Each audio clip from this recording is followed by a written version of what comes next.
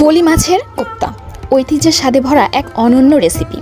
আসসালামু আলাইকুম, আমি আজমি রশিদ মিতু। কি অবস্থা, কেমন আছেন সবাই? বাঙালির রান্নাঘর মানেই যেন ভিন্নধর্মী স্বাদের এক অগাধ ভাণ্ডার।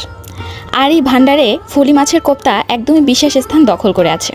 ছোট ছোট মাছ দিয়ে বানানো এই রেসিপি শুধু পেটই ভরায় না, বরং মনকেও পরিপূর্ণ করে দেয়। এই রেসিপিটি আমি শিখেছিলাম আমার শাশুড়ি আম্মার কাছ থেকে। আমার বিয়ের পর আমার শাশুড়ি আম্মাকে আমি যেদিন প্রথমে এই মাছের কোপ্তা বানাতে দেখলাম, আমি দেখেই বলি, মাছটাকে এত কষ্ট দেওয়ার কি আছে, এভাবেই কোপ্তা বানিয়ে না খেলেই বা কী হয়, বেচারা মাছ কী না কষ্টই না সে পাচ্ছে। আমার কথা শুনে আমার শাশুড়ির মা তো বেজায় হাসি হেসেছেন সেদিন। তবে আস্তে আস্তে আমিও রেসিপিটি শিখে নিয়েছি। মাছ থেতলে তৈরি হয় গল্পের সূচনা। ফলি মাছ ছোট্ট কিন্তু স্বাদের দিক থেকে অসাধারণ। কাঁচা মাছ ভালোভাবে ধুয়ে আঁশ ছাড়িয়ে কাটা বেছে যখন থেতলে ফেলা হয়, তখনই শুরু হয় রেসিপির মূল গল্প। হাতে থেতলানো মাছের সঙ্গে পেঁয়াজ, রসুন, আদা, কাঁচামরিচ, হলুদ, লবণ আর ধনে জিরা গুঁড়া মিশিয়ে তৈরি হয় এক ঝাঁঝালো মশলার মিশ্রণ।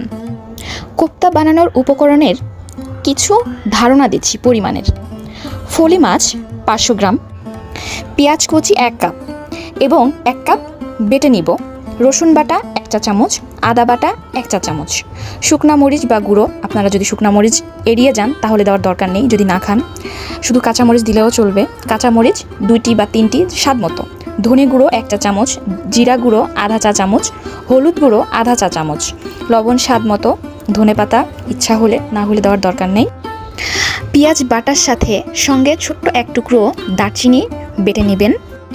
দারচিনিতে আপনার মাছের কাঁচা গন্ধটা দূর হতে সাহায্য করবে এবং ঘ্রাণ এবং স্বাদও বাড়াবে মাছের কোপ্তার।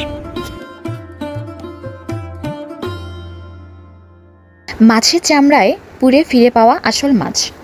এই থেতলানো মশলা মাখানো মাছ আবার পুড়ে দেওয়া হয় ফলি মাছের ফাঁকা চামড়ার মধ্যে। তারপর তা এমনভাবে গড়ে তোলা হয় যেন আবার আসল মাছটা ফিরে আসে একদম আসল আকৃতিতে। এরপর সেই মাছগুলো ভেজে নেওয়া হয় সোনালি রঙে। খুন্তির চাপ লেগে যেন একটুও না ভেঙে যায়, এটাই চ্যালেঞ্জ। দ্বিতীয় ইনিংস, কোপ্তা যখন ছোট টুকরোয় ফিরে আসে, ভাজা মাছগুলো আবার ছোট টুকরোর কেটে পুনরায় তেলে হালকা করে ভাজা হয়। তখনই তা পায় একেবারে খাস্তা ঝুরঝুরে একটি গঠন। খাবার নয়, যেন এক আবেগ। এই রেসিপিটি শুধু রান্না নয়, এক ধরনের পারিবারিক ঐতিহ্য।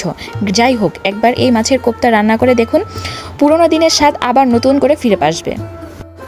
আজকের মতো এই পর্যন্তই। যে যেখানে আছেন ভালো থাকবেন, আমাদের জন্য দোয়া করবেন। আজকের মতো এই পর্যন্তই। আল্লাহ হাফেজ।